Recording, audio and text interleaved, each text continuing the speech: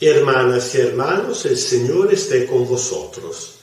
Escuchamos ahora el texto del Evangelio de hoy, lunes después de la octava de Navidad, según el rito ambrosiano. Lectura del Santo Evangelio según San Lucas, capítulo 2, versículo desde 36 hasta 38. En aquel tiempo estaba ahí la profetisa Ana, hija de Fanuel de la tribu de Aser. Era de edad avanzada, casada en su juventud, había vivido con su marido 7 años. Desde entonces había permanecido viuda y tenía 84 años. No se apartaba del templo, sirviendo noche y día con oraciones y ayunos. Se presentó en aquel momento dando gracias a Dios y hablando del niño a cuantos esperaban la liberación de Jerusalén. Palabra del Señor.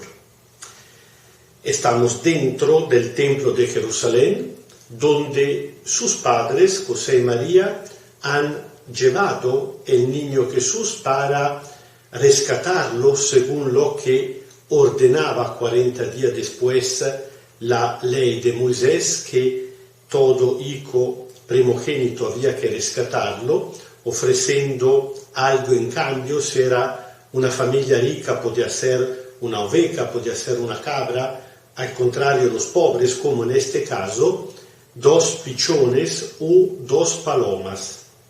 Esto también tiene su valor.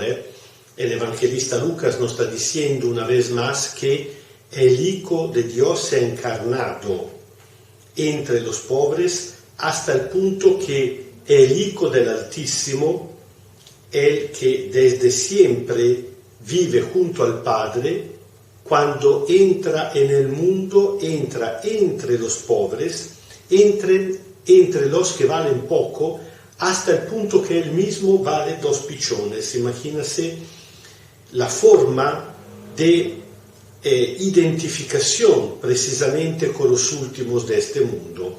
Pero exactamente nel momento che llegano al templo, encuentran primero el viejo Simeón, que a este punto ya ha pronunciado su alabanza a Dios por haber cumplido con la promesa que le había hecho el Espíritu Santo de no morir antes que ver al Salvador nacido. Simeón representa en este texto a todos los justos, a todos los humildes del Antiguo Testamento, los anahuim, los pequeños, los que valen poco, pero que han puesto toda su confianza en Dios y por eso vienen socorridos por parte de Dios.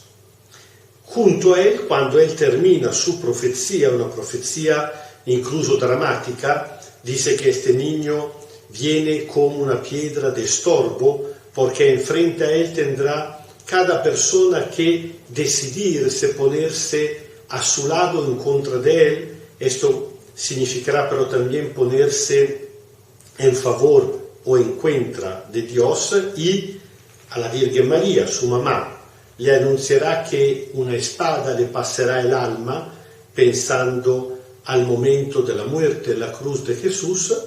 Inmediatamente después viene Ana. Es una figura interesante porque el texto se enfoca más en presentándonos su figura sin decirnos directamente ninguna de la palabra que ella dice. Pero nos dice cosas muy importantes, interesantes. Nos dice que es una profetesa, es decir, una persona que habla en nombre de Dios. Aunque acá aparentemente no escuchamos ninguna profecía por parte de ella.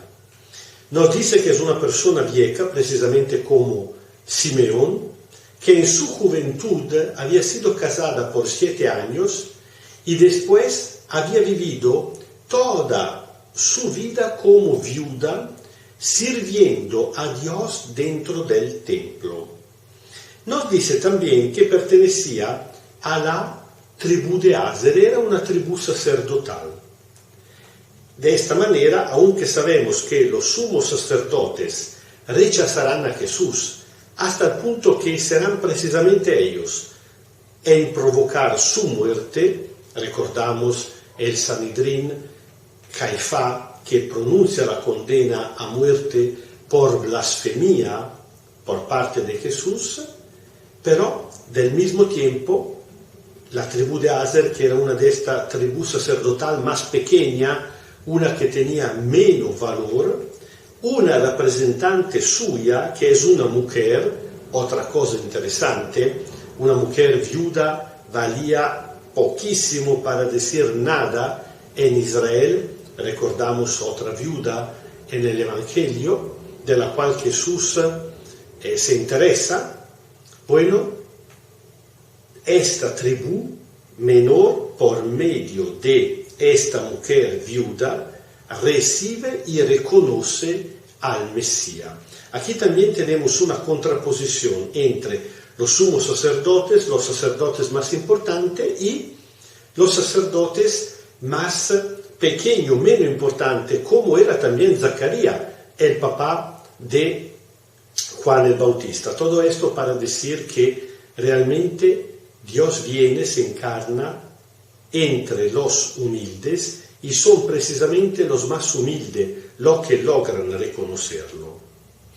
Nos dice pero también otra cosa, nos dice, como hemos visto, que llevaba años, décadas de ser viuda, consagrando su situación de viuda al servicio de Dios. Eso recuerda muchísimo el Ordo Viudarum, significa la congregación de las viudas que ya encontramos en el Antiguo Testamento, por ejemplo en la carta a Timoteos, y han llegado hasta el día de hoy. Hay unas diócesis, entre otras la nuestra de Milán, que todavía tiene este Ordo Viudarum, es decir, un grupo de mujeres que han consagrado su situación de viuda al servicio de Dios dentro de la Iglesia. Si Simeón representa perfectamente el Antiguo Testamento, Ana entonces representa al Nuevo. Más aún, representa el enlace entre el Antiguo y el Nuevo, porque por un lado, en su persona lleva sus antepasados de la tribu de Aser, las raíces son muy fuertemente hebraicas. Por otro lado, pero, representa ya a la Iglesia, por medio de una de las instituciones menores. Casi el evangelista quiere decir que la lógica se repite dentro de la Iglesia.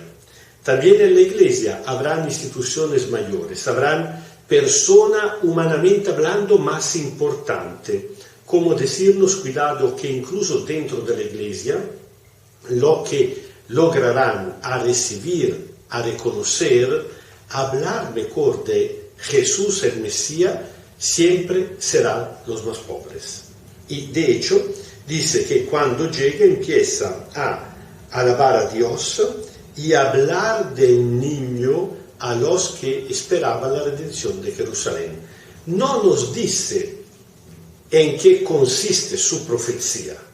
Ya de lo que pasará este niño había hablado Simeón. Tal vez no hay nada que añadir. Pero cuidado que no nos dice que no dice nada. Dice el evangelista que Ana habla del niño, habla de Jesús. ¿Cuál profecía podría ser más grande que esta? Cuidado que ser profeta no significa adivinar el futuro, decir lo que pasará mañana o pasado mañana o al final del mundo.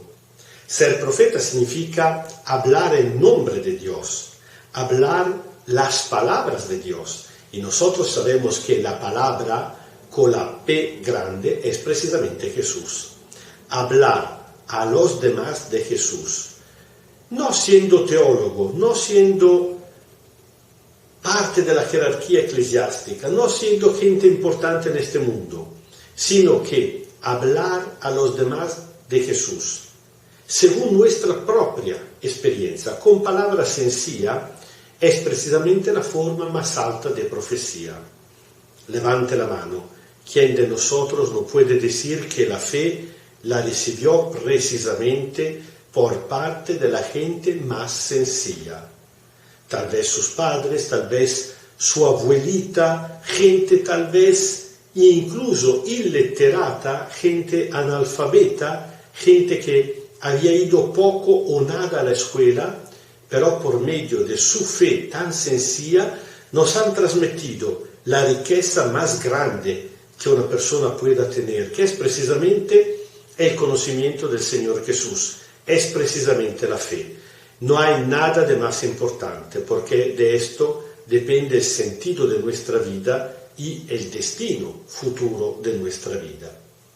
Así que, tratando de reconocer y valorar, escuchar la muchísima alma que siguen viviendo entre nosotros, es decir, la persona sencilla por medio de la cual Dios sigue hablándonos de su Hijo, recibimos la bendición del Señor, pidiéndole que realmente transforme a nosotros también en pequeños pero auténticos profetas de su Hijo. El Señor esté con vosotros. Kyrie eleison, Kyrie eleison, Kyrie eleison. Os bendiga Dios Todopoderoso, Padre, Hijo y Espíritu Santo. Amén.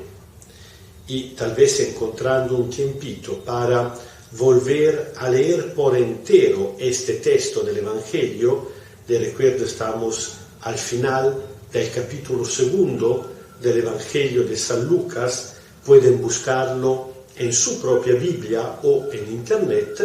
Seguimos viviendo en paz.